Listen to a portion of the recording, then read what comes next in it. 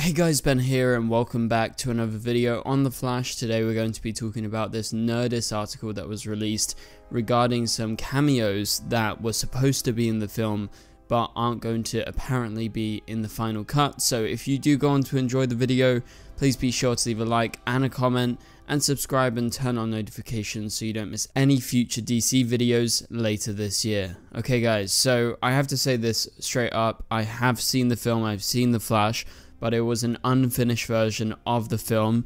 I'm obviously not going to be revealing anything to do with the film in regards to what I learnt by watching it. I'm just going to be discussing this article and everything that's been shown in the trailers, so you don't have to worry about extra spoilers in this video. So the link is going to be in the description below to the Nerdist article. You can check it out after this video if you want to read, because it's quite a long article. I'm only going to be reading out bits and pieces from the article that are of interest. And so let's go ahead and get into this. I'm going to give you my thoughts on all of this and what I think is going on. So it begins like this, with trailers confirming the return of Michael Keaton as Batman, Ben Affleck as Batman, Michael Shannon as General Zod, and the introduction of Sasha Calle as Supergirl. The Flash has plenty of iconic DC characters, and yes, the movie has even more cameos, guest appearances and surprises for die-hard fans of superhero cinema and comics. Andy Muschietti, the film's director, confirmed his initial assembly was 4 hours long. Therefore, some choice cameos were left on the cutting room floor.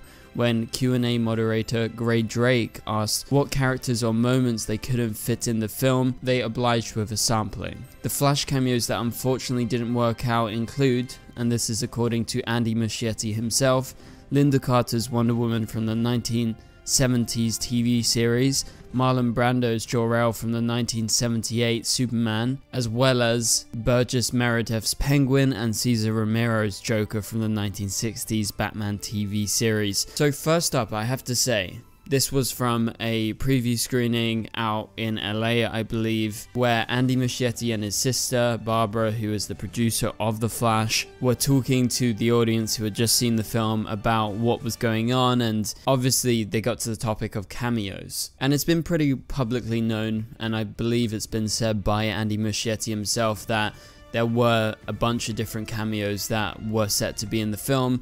And it's interesting that he has chosen to name some of them, because obviously he knows that fans around the world are going to be clamoring to see those scenes.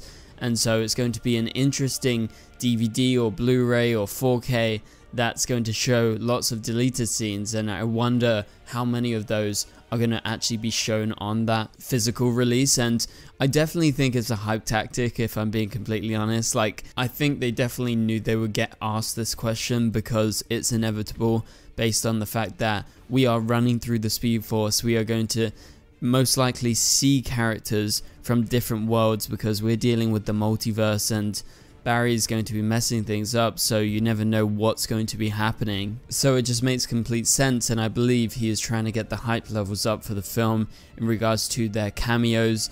And there's not just going to be one cameo, like he samples a bunch of them that were in the original cut, which was 4 hours long. I don't believe we're ever going to see that 4-hour cut. It's very, very unlikely.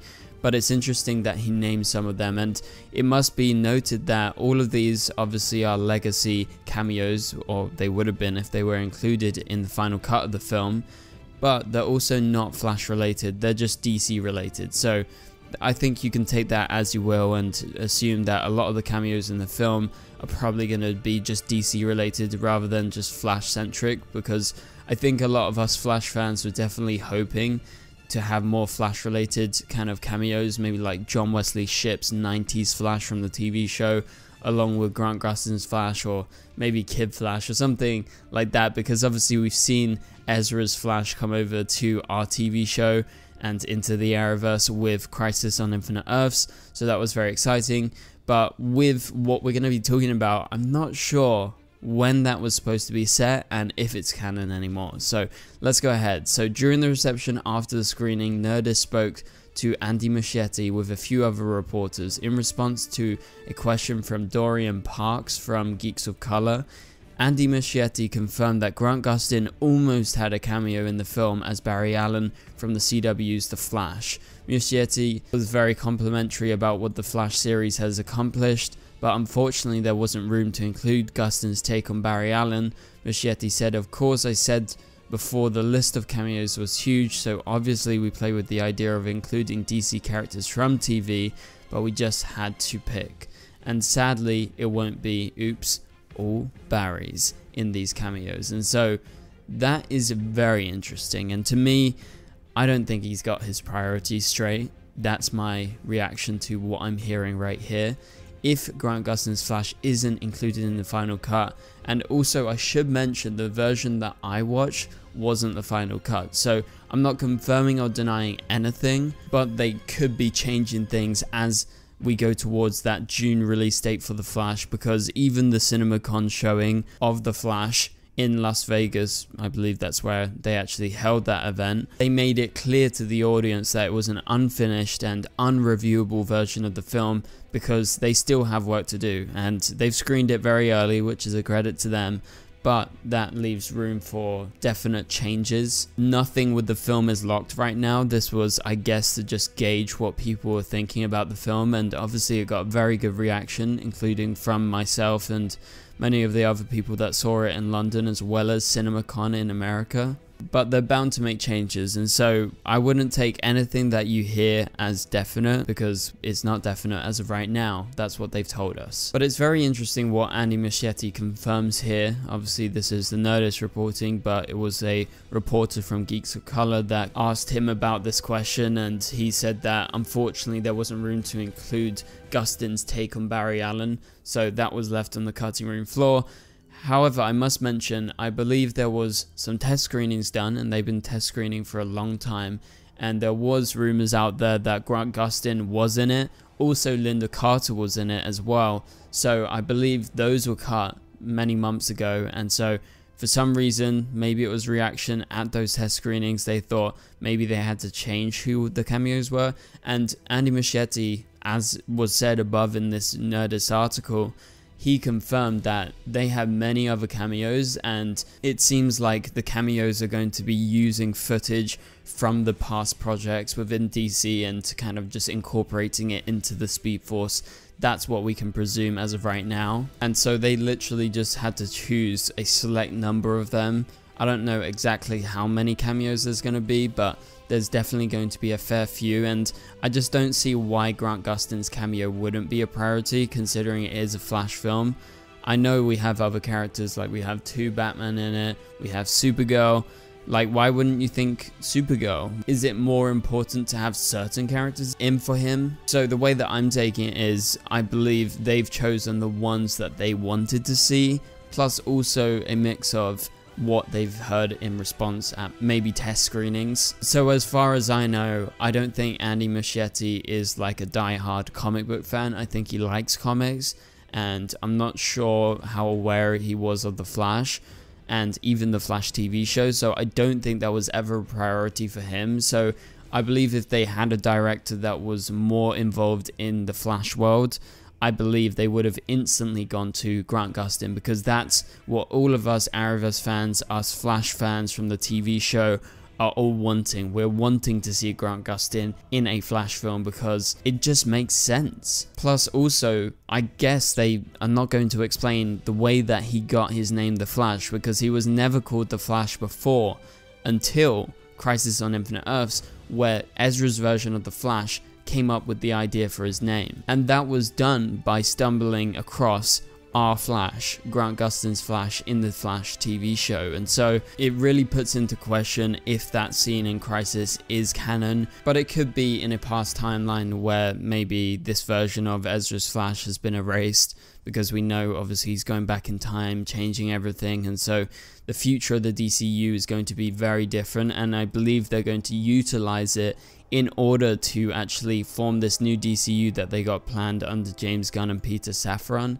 So it just makes sense that they use this film and the fact that, you can literally change the timeline, and we know that even if he tries to fix it, there's still going to be changes in the future. We've seen that in the comics, we've seen that in the Flash TV show when they did Flashpoint themselves, and you know, there was actual big changes to the timeline despite kind of them fixing it. As Jay Garrick has explained on the show before, if you break something, and in this case it's the timeline, you can't exactly put it together properly again. It's never going to be seamless. Like, you can break a plate and you can glue it together, but you're going to see the cracks. Even if you look very carefully and maybe from a distance you can't see those cracks, you will always be able to see it if you look close enough. And so that's just an analogy to the way that timelines work and things like that. So basically the DCU is definitely going to be changed at the end of this film, you would have to presume, and I'm not giving away any spoilers here. This just makes sense because we know this is going to be somewhat leading into the new films that James Gunn is developing, and so it will be interesting to see if he sets anything up in terms of, you know, future characters and maybe what the Flash's future holds in the DCU. Is he going to be alive? Is he going to be dead? Is he going to be erased? Anything can happen because it's Flashpoint. But what I really want to know is, are you guys bummed that we're not going to see Grant Gustin as the Flash according to Andy Muschietti? And again, things can change. They've said it, it's not a finished version of the film, so if they hear enough response and enough uproar, I guess they could just slot him into the film. Plus also, it was reported at screenings that the post-credit scenes weren't included in the film. So if they choose to include post-credit scenes when they release the film in June, potentially you could see Grant's Flash show up there. And maybe Andy isn't wanting to spoil absolutely everything way before the film even releases. So yeah, I think he's got a few tricks up his sleeve, and there's definitely a reason that they've said this is a non-finished version of the film, beyond just, you know, fixing CGI or anything like that. So that pretty much does it for this video, guys. Thank you guys so much for watching. If you did enjoy the video, please be sure to leave a like and a comment. Also subscribe and turn on notifications so you don't miss any daily videos. We're uploading daily right now, so check out some of my content. But for now, you can click on the top right corner of the screen to watch my latest video, and I'll catch you guys later. Goodbye.